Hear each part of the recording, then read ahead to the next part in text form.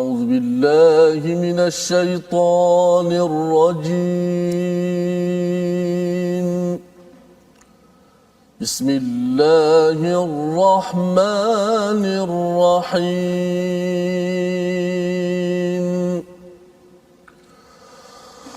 قال إن الله اصطفاه عليكم وزاده بسطة في العلم والجسم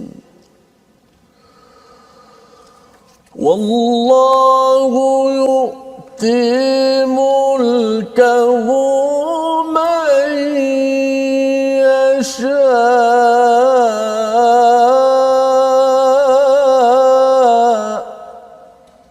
والله واسع عليم.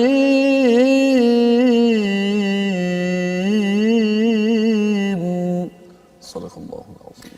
Surah Al-Azim. Assalamualaikum warahmatullahi wabarakatuh. Alhamdulillah wassalatu wassalamu ala Rasulillah wa ala alihi wa man walah. Syada la ilaha illallah, syada Muhammadan abduhu wa rasuluh. Allahumma salli ala sayidina Muhammad wa ala alihi wa sahbihi ajma'in. Amma ba'du. Apa khabar tuan-tuan dan puan yang dirahmati Allah sekalian? Alhamdulillah kita memanjatkan kesyukuran yang setinggi-tingginya kepada Allah Subhanahu Wa Taala untuk kita kembali menyambung kepada perkongsian, kita menggali permata-permata hidayah daripada Allah Subhanahu Wa Taala. Dan pada hari ini kita bersama dengan Ustaz Tirmizi. Assalamualaikum Ustaz. Waalaikumsalam warahmatullahi. Apa khabar hari ini? Alhamdulillah. Masya-Allah. Kita dalam setting baru ni Ustaz ya. Semangat baru meneruskan perkongsian dan juga pembelajaran kita pada bahagian ini di hujung Ustaz ya, di hujung juz yang kedua. Bagi tuan-tuan yang berada di rumah, kita sudah pun di penghujung dan kita ada satu lagi muka surat dan terus kita akan berganjak terus dalam juz yang ketiga, di mana kalau kita melihat kepada juz pertama banyak bercakap tentang hubungan dengan Al-Quran, tentang hidayah, tentang Bani Israel. Pada juz yang kedua ini juga masih ada kisah Bani Israel, tetapi ada law ataupun undang-undang yang diberikan ya kepada umat Islam, kepada orang-orang terdahulu. Dan di hujung ini kita akan menyambung ya, kita akan menyambung kisah tentang perjuangan hidayah ini ya. Tapi sebelum itu kita mohon pada tuan-tuan sekalian untuk share di Facebook masing-masing agar kita dapat di hujung juz yang kedua ini kita dapat berkongsi info bersama rakan-rakan, saudara, keluarga yang mungkin tidak dapat mengikuti pada kali ini, tapi ada rekod Ustaz ya di Facebook masing-masing insya-Allah. Jadi mari sama-sama tuan-tuan share dan kita mulakan dengan Ummul Quran Al-Fatihah bersama dengan Ustaz Tirmizi. Silakan Ustaz. أعوذ بالله من الشيطان الرجيم. بسم الله الرحمن الرحيم.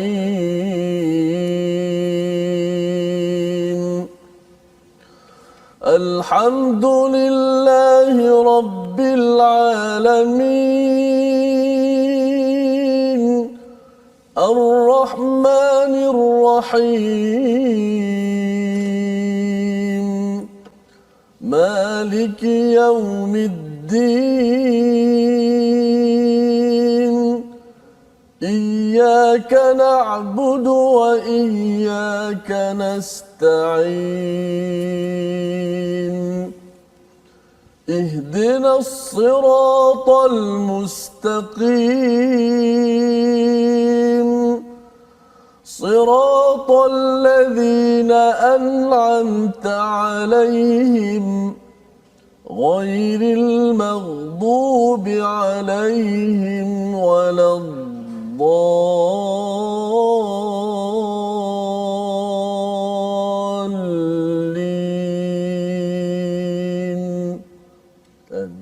Amin amin ya rabbal alamin. Terima kasih ucapkan pada Ustaz Tirmizi dengan memulakan Ummul Quran bersama dengan tuan-tuan sekalian. Kita melihat pengulangan As-Sab'ul Mathani, 7 ayat yang berulang-ulang ini ada kaitan dengan apa? Ada kaitan dengan pedoman hidayah berkaitan dengan tauhid, berkaitan dengan ibadah dan juga berkaitan dengan akhlak, sirat jalan kehidupan kita, lifestyle kehidupan kita pada ayat ihdinas siratal mustaqim siratal ladzina an'amta 'alaihim ghairil maghdubi 'alaihim waladdallin. Kita nak jadi orang yang diberi nikmat, bukan yang dimurkai, bukan yang disesatkan.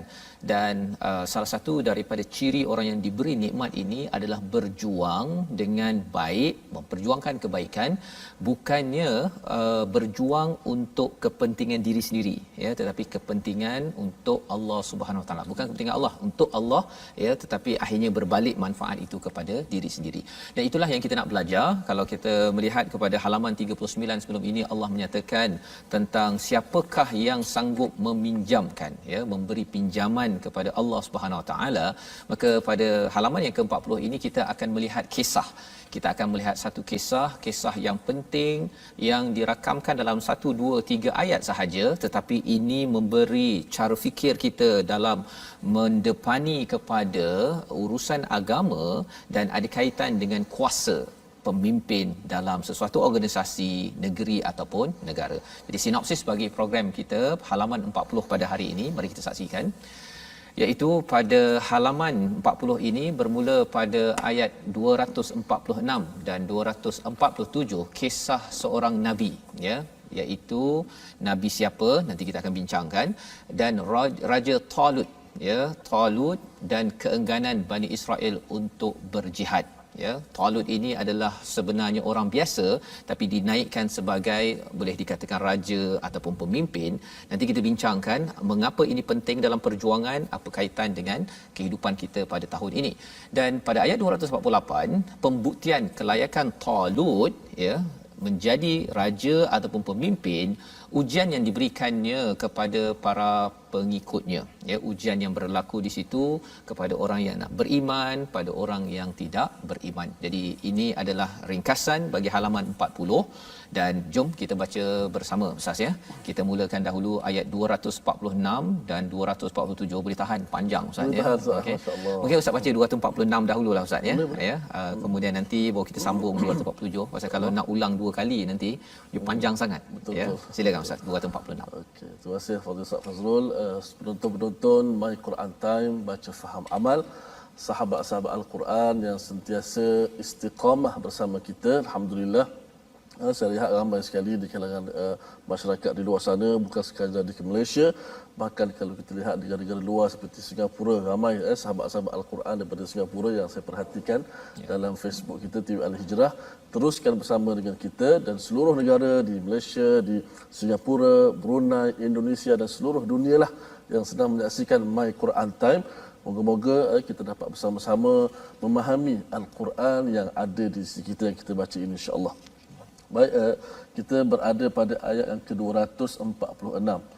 Sedar tak sedar dah ayat 246 dah. Kita berada pada muka surat yang ke-40 yang saya terbayang bila sebut surah Al-Baqarah, antara surah yang terpanjang, muka surah terpanjang daripada Al-Quran. Macam mana Nabi Ustaz sembahyang baca surah Al-Baqarah. Salah satu daripada solat malam Nabi baca surah Al-Baqarah. Tambah surah-surah yang lain. Kalau Baqarah sahaja pun dah 3 juzuk lebih.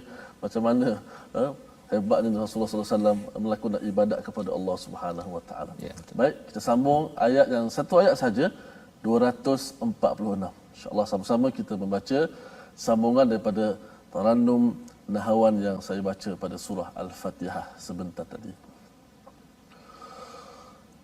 A'udzu billahi minasy syaithanir rajim.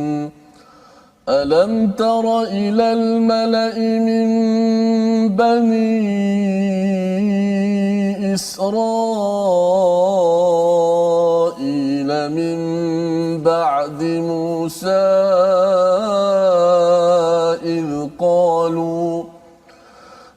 قالوا لنبي له مبعث لنا ملكا نقاتل في سبيل الله قال هل عسيتم إن كتب عليكم القتال ألا تقاتلوا قالوا وما لنا ألا نقاتل في سبيل الله وقد أخرجنا من ديارنا وأبنائنا فلما كتب عليهم القتال تولوا إلا قليلا منهم والله عليم بالظالمين صدق الله العظيم. Surah Al-Azim ayat 246 sebentar tadi, tidakkah kamu perhatikan para pemuka Bani Israel setelah Musa wafat, ya, ketika mereka berkata kepada seorang nabi mereka, dalam perbincangan ulama nama nabi ini ustaz namanya Nabi Samuel, ya. Samuel. Ini bukan nama nabi yang famous lah, ya, dalam 25 rasul itu, tetapi ia adalah nabi yang hadir selepas daripada kewafatan Nabi Musa, ya. Dan kata pemuka, ya, istilahnya al-mala, ya, al-mala ini yang kita akan tengok nanti perkataannya ustaznya, salah satu perkataan yang kita nak belajar pada hari ini, iaitu mereka ni pemimpin. Dia kata pada Nabi Samuel ini, angkatlah seorang raja untuk kami nescaya kami berperang di jalan Allah Subhanahu Wa Taala, ya. Dia sebenarnya dia pemuka-pemuka ini ataupun pemimpin ini, dia masih lagi nak buat perangai dia. Ya, Bani Israel ini Allah bawakan kisah ini adalah pemimpin mereka, iaitu antara perangai mereka ialah angkatlah seorang raja untuk kami nescaya kami berperang di jalan Allah. Ni nabi ni, nabi ni sebagai sumber kepimpinan, ya, dalam hal agama, dalam hal dunia, segenap perkara, ya. Tetapi bila mereka berjumpa dengan Nabi Samuel ini, dia nak kalau boleh tolong pilihkan kami seorang pemimpin ataupun raja. Jadi dia nak beritahu bahawa kamu ni bukan pemimpin. Kan? Dia nak beritahu begitu, dia punya cerita je. Dan mengapa mereka nak pilih raja? Pasal biasanya bila bercakap tentang raja ini, biasanya orang-orang yang berpengaruh, Ustaz. Dan berpengaruh ini istilahnya tadi adalah al-mala, di mana kalau kita tengok kat sini, bila mereka suruh minta Nabi Samuel untuk angkatkan seorang raja tu, mereka nak beritahu tolonglah endorse, tolonglah pilih salah seorang daripada kami. Dia nak dapatkan cop mohon daripada ahli agama, ya, tokoh agama, nak beritahu tolong pilih saya ni sebagai pemimpin dan saya ada backup daripada seorang pemimpin agama. Pasal pemimpin agama ni berpengaruh sebenarnya. Dia kalau katakan seorang nabi amat dipercayai, bila dia pilih je ustaz, ya, katakan ada 10 orang, nabi ini pilih saya salah seorang daripada pemimpin itu, maka pengikut-pengikut semua akan mengikut dan memilih pemimpin tersebut. Dan strategi ini digunakan oleh Bani Israel. Kaedah politik begini, kaedah ini juga berlaku dalam zaman sekarang. Zaman sekarang ni dia walaupun dia dia semayang acuh tak acuh apa sebagainya, tapi ketika dia nak dilantik jadi pemimpin, dia akan cari orang yang beragama, ya, dan kalau boleh orang agama ni tolonglah hadir dalam majlis dia ke, ataupun tolong beri ucapan sedikit ke, apatah lagi kalau boleh masuk dalam khutbah. Wah, itu lagi mantap tu, kan. Pilih A ataupun B ataupun C. Maka ini adalah kaedah Bani Israel, pemimpin mereka yang Allah ingatkan kepada kita, jaga-jaga, jangan ulang lagi perkara ini. Nabi mereka menjawab, dan mereka cakap apa? Dia cakap apa? Angkatlah seorang raja untuk kami nescaya kami berperang di jalan Allah. Kalau nak ceritanya, nak berperang di jalan Allah ni, perang je lah, kan. Maksudnya nak berjuang ke apa ke, tak payah nak angkat seorang raja pun. Ada raja, tak ada raja, terus dia berperang ataupun berjuang di jalan Allah. Tapi dia nak beritahu, kalau nak buat baik ni, tolong lantik kami jadi pemimpin. Dia ada udang di sebalik mi perkara ini, ya. Nabi mereka menjawab, jika diwajibkan atasmu berperang, kamu tidak akan berperang juga. Sebenarnya Nabi Samuel tahu bahawa sebenarnya mereka ni sekadar nak minta sesuatu je, ya. Sebenarnya bila cakap kami akan berjuang, cakap mulut dia. Sebenarnya mereka ni memang bukan orang yang nak berjuang, mereka ni hanya nak kuasa, ya. Sehingga kan ditemplak di sini, mereka menjawab, mengapa kami tidak akan berperang di jalan Allah sedangkan kami telah diusir dari kampung halaman kami, satu, dan dipisahkan daripada anak-anak kami. Kalau kita perasan ustaz, ya, mereka berjuang bukan kerana Allah. Mereka berjuang kerana kami ini telah diusir, dan kerana apa? Kami dipisahkan daripada anak-anak kami. Sebabnya itu bukan fi sabilillah. bukan fi sabilillah. Dia ada fi sabili, dia sambunglah. Mungkin jalan kerana dulu orang buat kami, sekarang kami nak buat orang. Dulu mereka pisahkan kami daripada anak, kerana keluarga kami berjuang. Dan perkara ini sebenarnya berjuang kerana keluarga, berjuang kerana negara, ini adalah kaedah yang tak semestinya orang beriman pun dia berjuang juga. Saya cari nafkah, saya berjuang kerana nak bagi makan anak isteri. Orang yang bukan beriman pun berjuang perkara yang sama. Jadi bila dinyatakan perkara di sini, bila dicakap bahawa bagilah raja yang kami berperang di jalan Allah, sebenarnya mereka ini bukan betul-betul berniat ke arah situ. Tetapi ketika perang itu diwajibkan atas mereka, mereka berpaling kecuali sebahagian kecil daripada mereka, dan Allah mengetahui orang-orang yang zalim. Bila dah diwajibkan tak nak pula. Tak nak. Dia sebenarnya mereka nakkan kalau boleh jadi ketua, jadi raja, lepas tu mereka tak nak berjuang. Mereka tak nak berjuang. Jadi ini adalah panduan daripada ayat 246, dan selepas mereka dah minta Nabi Samuel ini mendapat mendapat wahyu ya untuk beri jawapan kepada mereka. Apakah jawapan mereka? Ayat 247. Jom Ustaz kita baca. Okay. Baik, kita terus sambungan kisah Bani Israel ini yang kita dah belajar daripada awal surah Al-Baqarah, dan sudah pastinya Allah Ta'ala cerita dia bukan saja-saja kita nak tahu cerita dia, sifat-sifat tercela mereka, supaya kita tidak ikut jejak langkah mereka.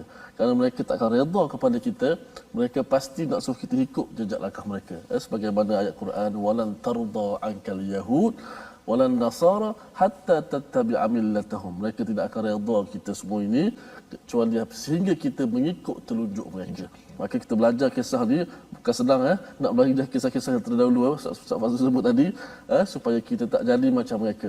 Kalau kita jadi perjuangan, jadi pemimpin pun al-malak perkataannya akan di highlight insya-Allah. Sebabnya bila awal tadi Ustaz ni alam tara itu, tidakkah kamu perhatikan, sebenarnya Nabi tak tahu cerita ni. Kan Nabi memang tak perhatikan, Nabi tak tahu, jadi Allah bawakan, dan bila Allah bawakan kisah ini maksudnya ada sesuatu yang penting yang kita kena beri perhatian insya-Allah. Ya, kita sambung. Sama-sama kita baca satu ayat lagi kerana ayat ini juga cukup panjang, 2, 4, 7 insya-Allah. Sambungan daripada surah Al-Baqarah muka surat yang ke-40. Jom sama-sama sahabat Al-Quran kita baca. A'udzu billahi minasy syaithanir rajim. وقال لهم نبيهم إن الله قد بعث لكم طالوت ملكا قالوا أنى يكون له الملك علينا ونحن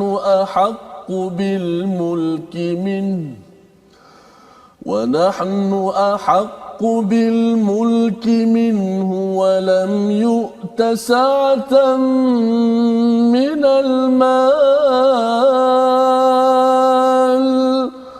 قال إن الله اصطفاه عليكم وزاده بسطة في العلم والجسم والله يؤتي ملكه من يشاء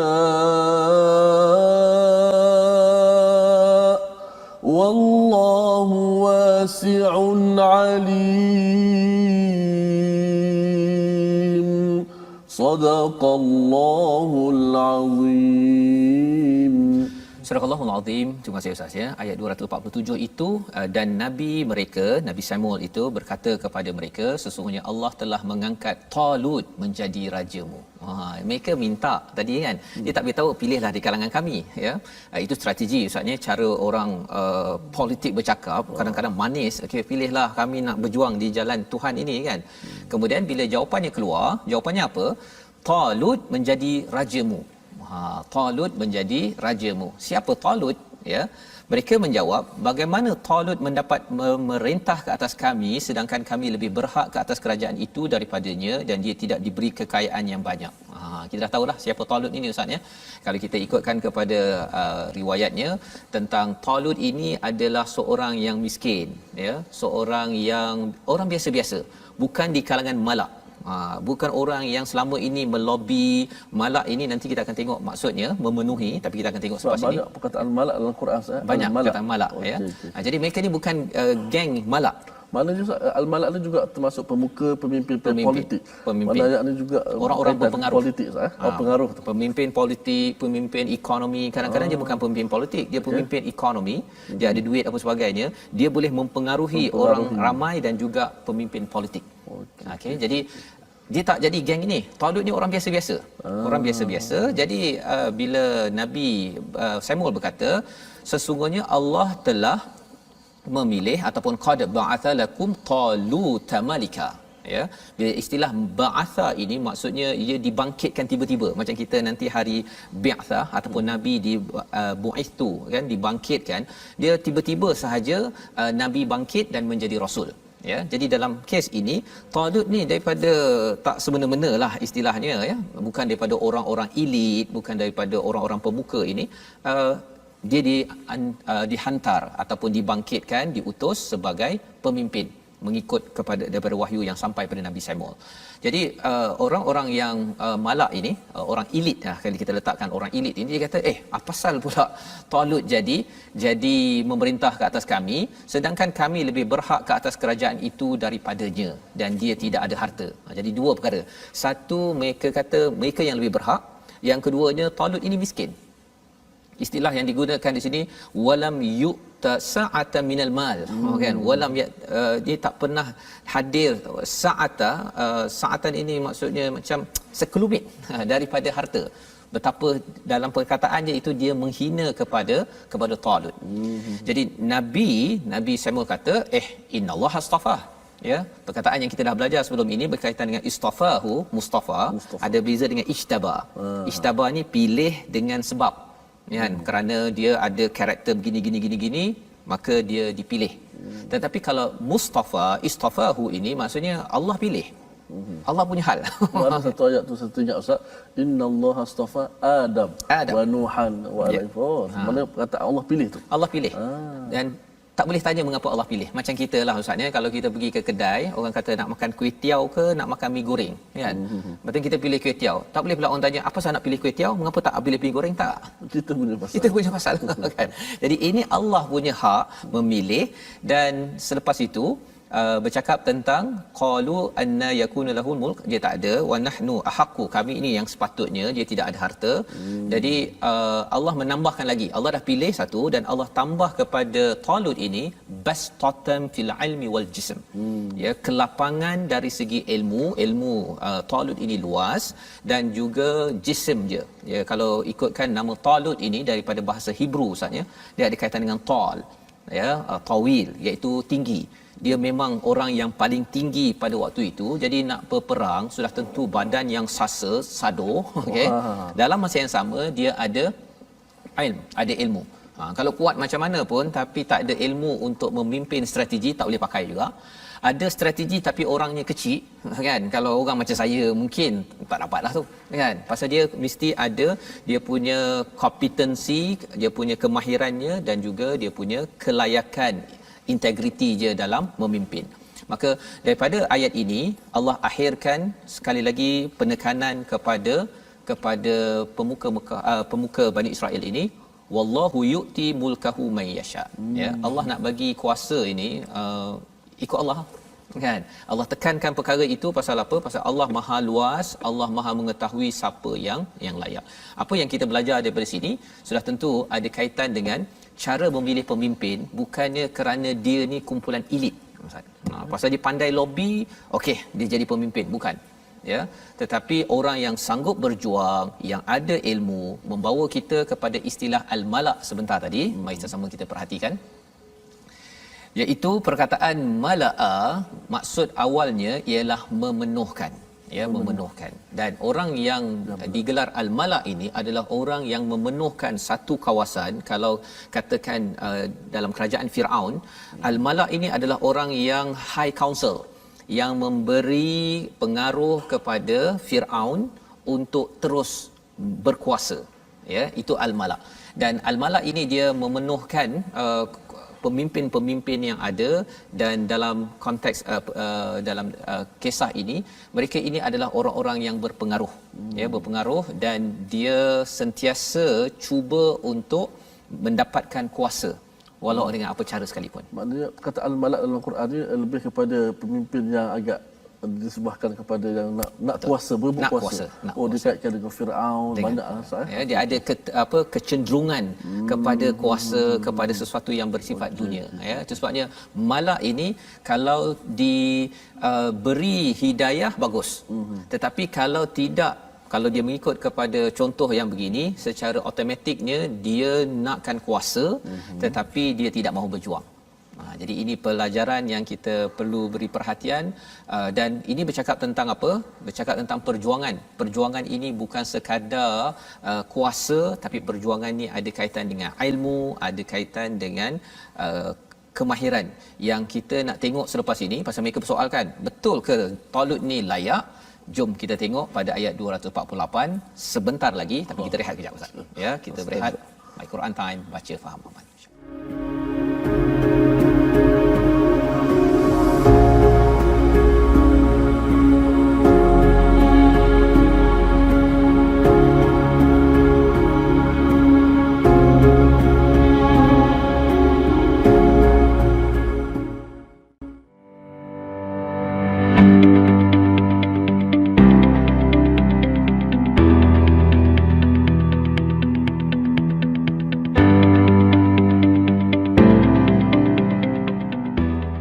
Alhamdulillah, kita kembali dalam My Quran Time, baca faham amal. Alhamdulillah, kita dah belajar beberapa perkara penting dalam muka surat yang ke-40 hari ini. Sudah pastilah perkataan al-malak sebentar tadilah yang saya sendiri pun baru faham, baru belajar, sebab banyak perkataan al-malak bila kita baca Quran yang Allah Taala gunakan dalam Al-Quran Al-Karim. Alhamdulillah. Baik, sebelum kita nak masuk segmen tajwid, insya-Allah saya nak mengajak semua rakan-rakan sahabat-sahabat Al-Quran untuk kita bertemu, untuk kita bersua ataupun bergabung di platform rasmi kita, yang mana kita ada 2 akaun Facebook. Yang pertama Sahabah Al-Quran My #Quran Time dan My #Quran Time. Sesudah kita juga boleh menonton di My Quran Time di YouTube, iaitu di My #Quran Time Official. Dan yang ketiga, kita juga ada Instagram, iaitu My Quran Time Official. Sama-sama kita bertemu dan juga kita dapat manfaat daripada platform yang kita sediakan, insya-Allah. Baik, kita nak masuk berkenaan dengan segmen tajwid.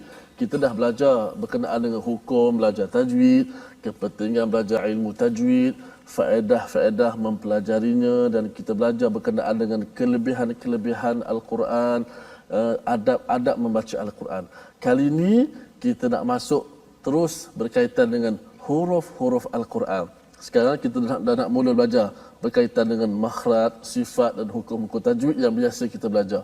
Kita masuk satu-satu. Hari ini insya-Allah kita akan membicarakan tentang huruf-huruf Al-Quran.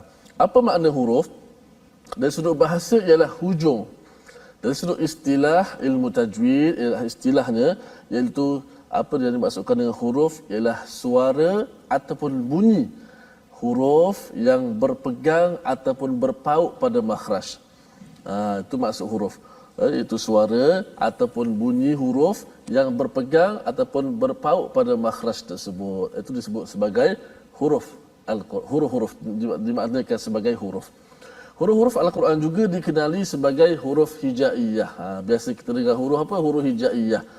Huruf hijaiyah ini jugalah disebut sebagai huruf Arabiyah. Huruf Arabiyah. Dan huruf-huruf inilah disebut sebagai huruf-huruf Al-Quran yang kita baca Al-Quran bermula daripada alif, ba, ta sampai ya, yang ada beberapa huruf. InsyaAllah kita akan bicarakan pula selepas ini berkenaan berapakah jumlah sebenar huruf-huruf hijaiyah ini. Adakah di sana ada khilaf dan sebagainya. Huruf-huruf yang kita belajar inilah yang kita membaca Al-Quran Karim. Mudah-mudahan ia bermanfaat insya-Allah. Terima kasih. Serah kembali kepada Ustaz Fazrul. Okey, baik, alhamdulillah ya, kita berkenalan dengan huruf hijaiyah tadi Ustaz ya. Huruf hijaiyah ni penting.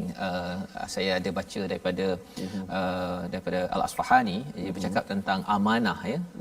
Biasanya kita cakap amanah ni amanah yang biasa kita faham kan. Rupanya salah satu daripada amanah ini ialah belajar huruf hijaiyah.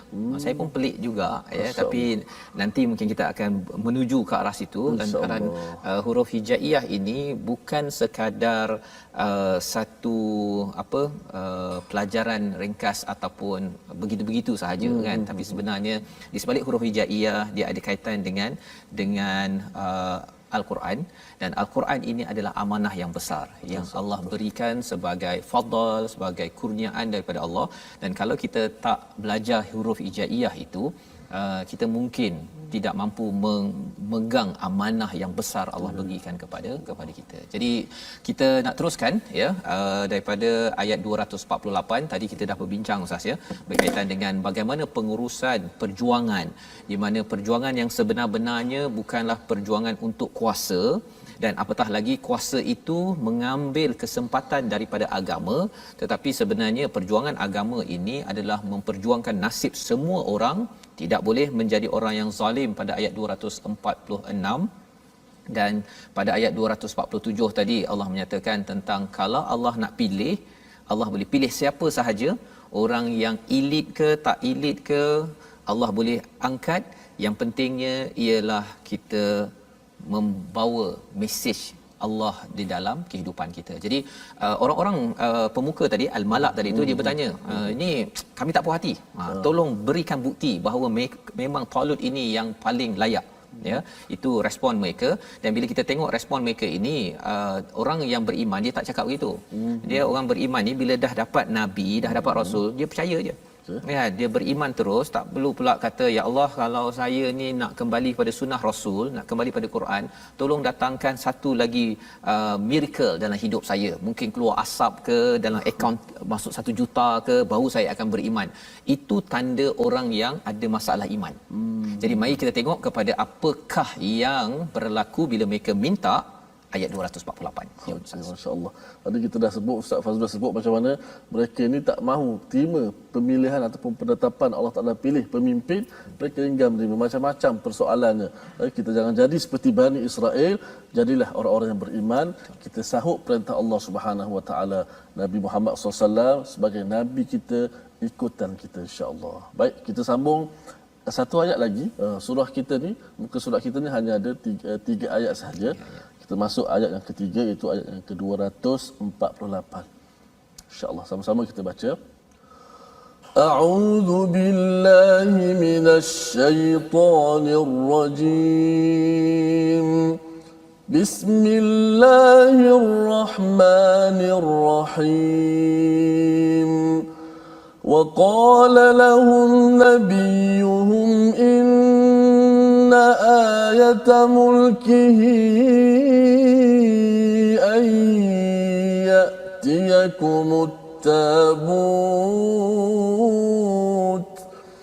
أن يأتيكم التابوت فيه سكينة من ربكم وبقية مما ترك آل موسى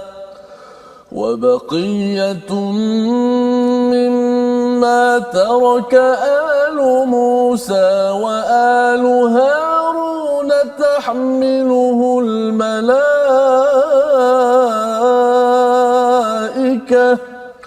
إن في ذلك لآية لكم إن كنتم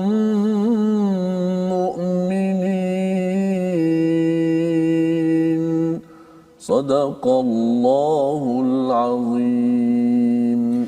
Surah Al-Azim ayat 248, dan Nabi mereka berkata kepada mereka, sesungguhnya tanda-tanda kerajaannya ialah datangnya tabut, maksudnya tabut kepadamu yang di dalamnya terdapat ketenangan dari Tuhanmu dan sisa peninggalan keluarga Musa dan keluarga Harun yang dibawa oleh malaikat. Sesungguhnya pada yang demikian itu terdapat tanda kebesaran Allah bagimu jika kamu orang yang beriman. Jadi ini adalah sambungan, ya, masih lagi dalam kisah Talut, dan pada halaman 41 nanti esok insya-Allah kita akan berjumpa Jalut. Ya, Jalut, ya. Itu ketua musuh Talut sebagai pemimpin pada waktu itu. Jadi kalau tafsir Ibn Kathir menyatakan Talut ini adalah seorang pengangkut air, ada pendapat Talut adalah seorang penyamak kulit. Ini tafsir Ibn Kathir, ya, pendapat ulama. Jadi yang pentingnya perlu kita faham bahawa Talut ini diberikan apa?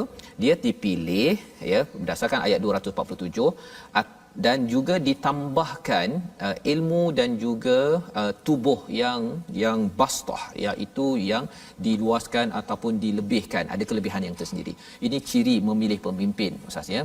Maksudnya satu ilmu, ada kemahiran, dan yang keduanya dia ada kecekapan untuk melaksanakan tugas-tugas yang ada.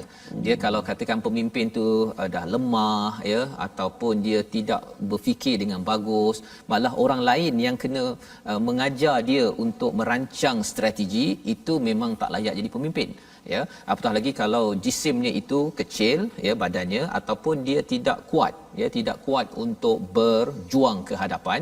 Seperti mana Malak sebentar tadi, mereka ini mungkinlah kalau nak cakap strategi ada, ya, tetapi strategi pun tak berapa ada juga tadi.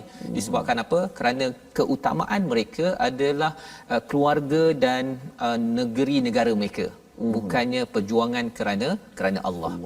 Bila tak berjuang kerana Allah ini, tak dapat bantuan daripada Allah yang wasi', yang alim, ya, Allah yang maha luas, ya, maha mengetahui, Allah maha luas kuasanya. Jadi kalau kita berjuang pada jalan Allah, Allah boleh saja beri kuasa beri bantuan kepada pemimpin yang ada. Dan kalau kita berjuang kerana Allah yang maha mengetahui, Allah akan berikan ilmu-ilmu yang kita tidak tahu menguruskan kepimpinan kita. Baik. Jadi pada ayat 248 ini, bila mereka nakkan bukti, nak menguatkan lagi, Nabi Samuel menyatakan sesungguhnya tanda-tanda kerajaannya, maksudnya ia dipilih oleh Allah, dipilih oleh Tuhan, datangnya tabut. Tabut ini adalah peti, Ustaz, ya, lebih kurang beginilah, macam kotak ni, tapi besar sikitlah, ya. Dia katanya dua begitulah, 2 kali 3, besar juga, ya. Dan tabut ini pernah berlaku pada zaman Nabi Musa. Itu Nabi Musa diletakkan dalam tabut, dalam peti, kan. Dan tabut ini, bila bercakap tentang tabut, adalah salah satu daripada kebesaran Allah SWT, di mana padanya itu ada sakinah, ada ketenangan. Jadi mungkin kita tanya, apa kaitan peti tersebut, apa ada dalam peti tersebut dengan ketenangan? Dia sebenarnya kalau kita zaman sekarang, Ustaz, kita ada Kaabah, kita ada apa lagi? Kita ada contohnya Masjidil Haram. Kalau kita pergi ke Masjid Nabawi itu, kita tengok ke Raudah contohnya. Semua perkara-perkara tersebut adalah artifak ataupun perkara-perkara fizikal, tapi dia bukan suci. Bukannya kalau Bani Israel itu, dia bila dapat tabut peti dia tu, dia sampai nak menyembah. Kalau kita tengok dekat Kaabah tu, sepatutnya Kaabah itu untuk kita tawaf, kan, ya, dia adalah makhluk biasa je, kan. Tetapi ada orang yang menangis-nangis sampai mesti kena sentuh Kaabah, dia sanggup bergaduh untuk pastikan dia dia meraung-raung dekat Kaabah ke contohnya, kan, ataupun yang sanggup tolak orang untuk pastikan Hajar Aswad dapat dicium, ya. Sebenarnya itu dah melampau. Maknanya Kaabah kalau tak ada pun kita tetap memandang ke arah itu dari sudut kiblat, kan, kiblat menyatukan kiblat tu sama. Dan juga kalau Hajar Aswad kita tak dapat nak cium pun, Ustaz, ya. Maksudnya kita lambai sahaja pun, kan, dengan kita kucup itu pun dah memadai, ya. Jadi ada sunnah yang tertentu dalam menghadapi, mendepani kepada masyair ataupun syiar-syiar ini, ya. Dalam Bani Israel, tabut, ya. Apa ada dalam tabut tersebut, ya, dinyatakan di sini, iaitu min rabbikum wa baqiyatum mimma taraka alu Musa wa alu Harun. Ada tinggalan daripada keluarga Musa dan keluarga Harun. Apa yang dibahaskan oleh ulama, dalamnya ada asa, tongkat Nabi Musa.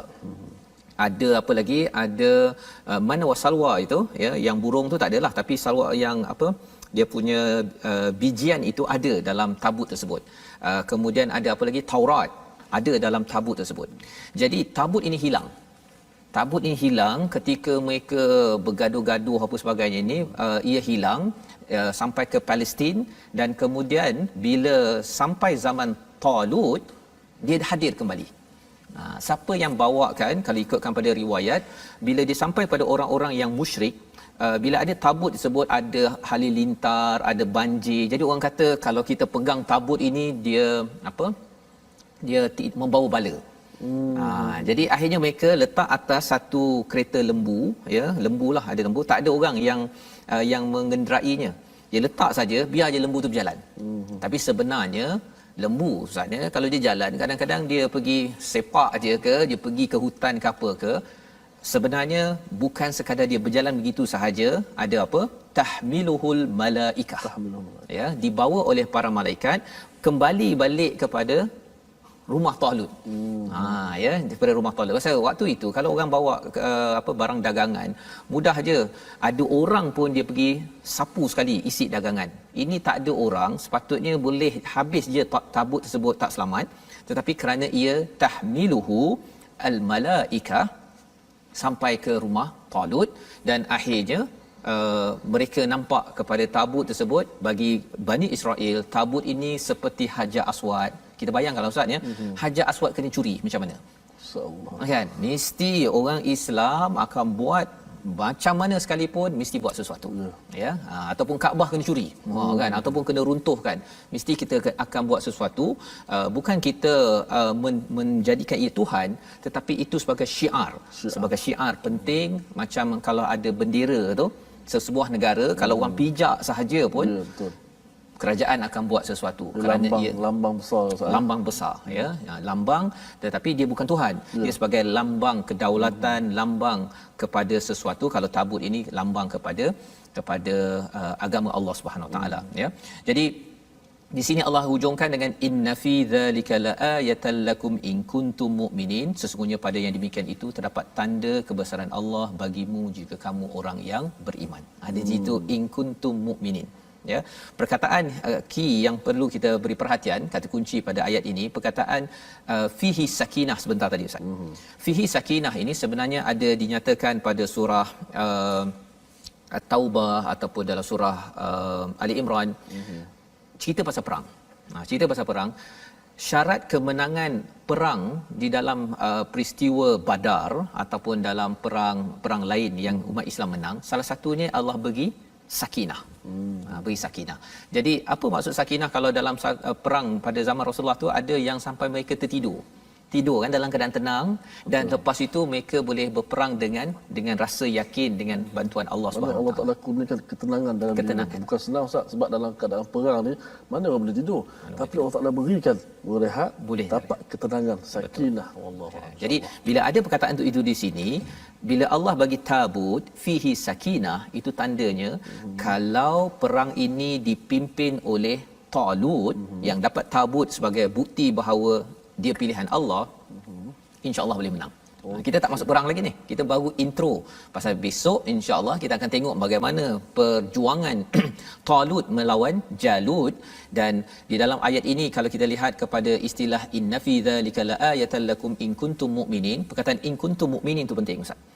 Pasal apa? Pasal sebenarnya walaupun dalam perang Uhud itu, kita bincang dalam surah Ali Imran nanti insya-Allah, walaupun kalah, tetapi sebenarnya Allah menyatakan kamu ini a'laun, kamu ini tinggi, kamu ini di atas in kuntum mu'minin. Ada perkataan in kuntum mu'minin sekali lagi. Nak ceritanya apa? Nak ceritanya ialah bagi orang yang beriman, dia tahu bahawa tabut ada kaitan dengan memilih ketua yang dipilih oleh Allah dan nanti akan menang. Itu kalau orang beriman. Tapi kalau orang yang tak beriman, macam pemuka Bani Israel tadi itu, dia tak nak percaya, ya, dia rasakan bahawa kami lebih layak, kami ini boleh merancang strategi untuk menang tanpa bergantung kepada Allah Subhanahu Wa Taala. Sebenarnya dah tak lama tu. Dan ini mesej kepada siapa? Mesej kepada kita semua yang memimpin. Sebenarnya kalau memimpin, kalau gunakan agama, menunggang agama untuk dilantik sebagai pemimpin, ataupun memimpin bukan kerana perjuangan agama tetapi kerana perjuangan kemanusiaan, kebajikan, ataupun pasal tanah air kita semata-mata, sebenarnya Allah tak bantu. Urus sendiri. Tetapi kalau katakan kita berdasarkan kepada keimanan pada Allah SWT, maka itulah yang akan kita baca pada hari esok, bagaimana kemenangan yang diberikan oleh Allah kepada tentera Talut yang bersama dengan Nabi Daud. Jadi ini adalah kandungan bagi halaman 40, ayatnya panjang Ustaz ya. Mungkin Ustaz ada komentar sedikit dari segi isi ataupun dari segi mungkin tajwid juga dalam halaman ini. Sila Ustaz. Okey, boleh kita fokus sedikit pada ayat yang ke 248 sebentar tadi. Kita tengok pada satu ayat yang perkataan wabaqiyah. Wabaqiyah. Wa qala lahum nabiyuhum inna ayata mulkihi ay ya'tiyakumut tabutu fihi sakinatun min rabbikum wabaqiyah. Ada huruf qaf yang berbaris di bawah kat situ. Wabaqiyah. Qaf itu walaupun dia huruf qaf, maksudnya kita kesalahan yang boleh berlaku ialah menukarkan qaf pada kaf. Bila dia renyah sikit qaf, dia jadi kaf. Umpama wa baqiyah tu qaf. Tapi kalau dia buat wa baqi jadi kaf. Sikit saja huruf tu berbeza tadi. Makhrajnya dekat pada pangkal lidah. Tetapi sifatnya berbeza. Qaf dia agak tebal, kaf dia nipis sedikit. Nipislah sifat dia. Jadi itu yang perlu diberi penekanan Ustaz ya. Wa baqiyatun mimma taraka alu Musa. Ustaz, saya nak tanya satu soalan biasa. Jangan saya tanya ni, tapi nak tanya juga pasal bila bincang timbul persoalan, mungkin dapat sama-sama penonton ambil manfaat. Hebat pada ayat disebut situ, inna fi dzalika laayatan lakum in kuntum mu'minin. Jika kamu betul-betul orang-orang beriman. Macam ada satu mesej kat situ Allah Taala nak beritahu kepada kita, Ustaz. Ya, betul. Di situ kalau Ustaz lihat inna fi dzalika la ayah, bila kita jumpa perkataan ayah sahaja dalam al-Quran, dia bukan macam ayat bahasa Melayu. Ayat-ayat kan. Ayat bahasa Melayu kalau kita cakap saya makan nasi contohnya, satu ayat yang penuh. Tetapi di dalam al-Quran ayat ini dia boleh sahaja alif lam mim, satu ayat. Satu ayat. Ataupun boleh sahaja katakan ayat kursi contohnya, Allahu la ilaha illa huwal hayyul qayyum la ta'khudhuhu sinatun wala naum, kan panjang tu kan. Itu baru satu ayat. Ayat. Jadi ayat ini sebenarnya apa? Ayat ini adalah bukti yang menjadikan hati kita ini rasa kebesaran Allah Subhanahu Wa Taala. Jadi kalau kita tengok pada ayat ini, apa yang hebatnya kebesaran Allah dalam ayat ini? Salah satunya apa? Kehilangan tabut itu, mengapa hilang? Kerana di situ ada mesej yang penting. Orang-orang Bani Israel tidak committed pada agama, ya, maka mereka kacau bilau, mereka tidak dapat sakinah, mereka kalah. Ini kan selepas peristiwa Nabi Musa wafat. Mereka ini dah 40 tahun berlega-lega, ya, tak boleh masuk ke Palestin itu kerana mereka ni buat perangai. Mereka buat perangai dan akhirnya Nabi Musa meninggal, wafat, kemudian dipimpin oleh Nabi Samuel ini. Ketika Nabi Samuel ini memimpin pun mereka buat perangai lagi. Ya, jadi buat perangai ini, degil kepada Allah ini, dia menyebabkan apa? Menyebabkan mana-mana kelebihan yang Allah bagi kepada Bani Israel, Allah tarik semula. Tarik, dan kemudian Allah akan kembalikan balik seperti mana Talut ini yang ada kelayakan untuk memimpin. Mesej untuk kita sebenarnya ialah sekarang Ustaz ya, masjid kita baru dapat sebahagian. Kan?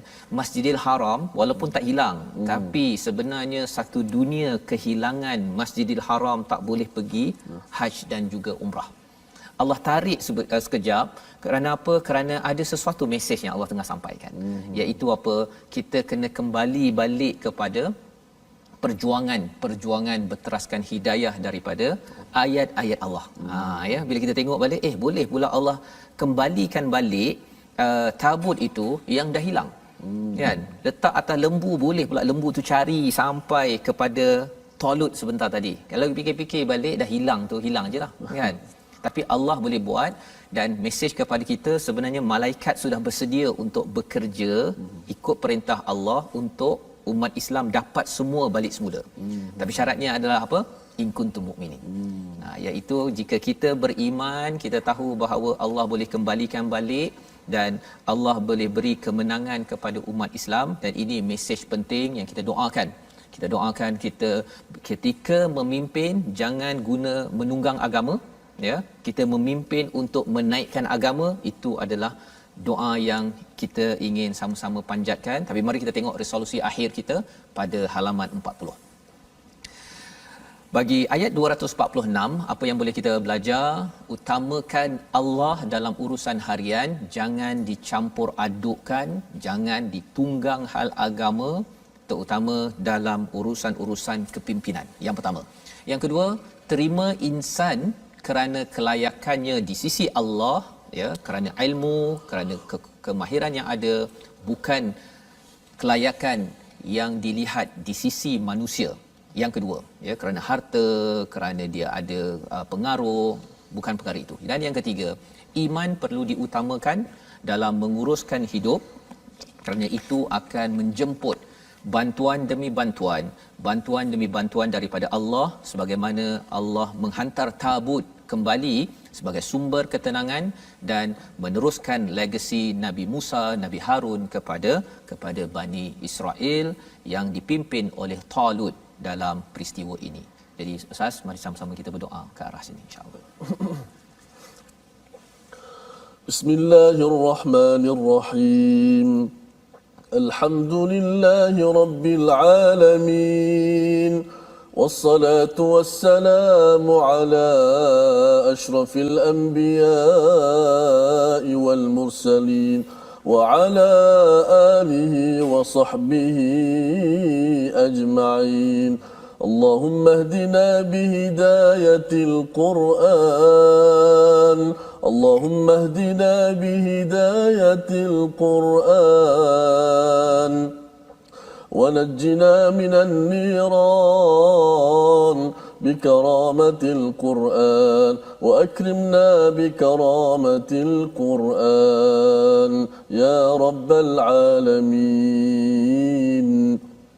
Ya Allah, ya Tuhan kami, Engkau kurniakanlah kepada kami pemimpin-pemimpin yang bertakwa, ya Allah. Ya Allah, kurniakanlah kepada kami pemimpin-pemimpin yang adil, ya Allah.